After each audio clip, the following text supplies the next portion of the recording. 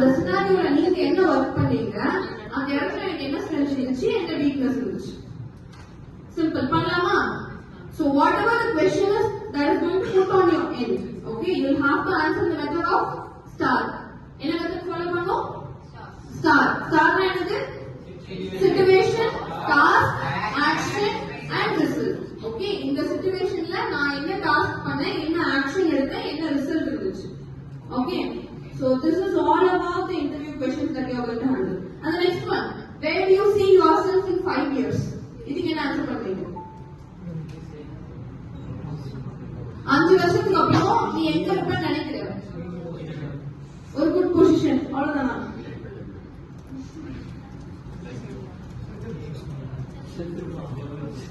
பெரிய கம்பெனில பெரிய பொசிஷன்ல இருப்பேன் அப்படியா? இல்ல உங்க கம்பெனிலே நான் சிஇஓக்கு அசிஸ்டண்டா போய் உட்கார்ந்திருப்பேன் அப்படியா? உங்க கம்பெனிலே குட் பொசிஷனா இருப்பேன். இல்ல அப்படிலாம் கிடையாது. ஓகே, சோ இதுக்கான எஃபெக்டிவ் ஆன்சர் என்னவா இருக்கும் அப்படின்னு நினைப்பீங்கன்னா, சோ ஒரு 5 இயர்ஸ்ல நான் எங்க இருப்பேன்றத ப்ரெடிக்ட் பண்றதுக்கு எனக்கு அந்த அளவுக்கு ஸ்ட்ரென்த் இருக்கான்னு எனக்கு தெரியல. பட் ஆனா I believe I will learn a lot of things and I will feel experienced. என்ன சொல்லணும்? நான் வந்து இன்னும் உங்க பொசிஷனுக்கு வந்துடுவேன், இல்லனா சிஇஓ பொசிஷனுக்கு போயிடுவேன். அந்த மாதிரி நீங்க வந்து வாக்கிங்கா ஆன்சர் பண்ண வேணும். ஓகேவா?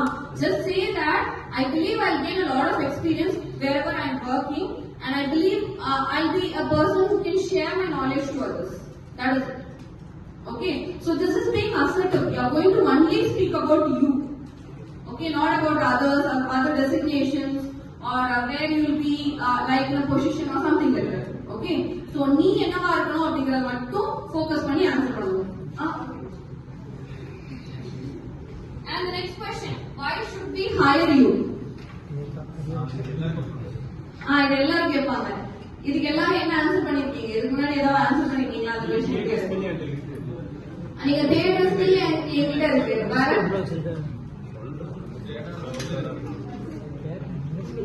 சரி, நான் என்ன ஸ்கில் தேடிட்டு இருக்கேன் உங்களுக்கு எப்படி தெரியும் அப்படின்னு கேட்டா, I am eligible for this work.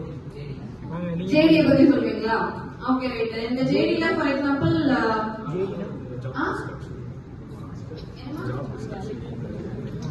புரியல, யாரும் சொல்றீங்க மாஸ்டர் பண்றீங்களா?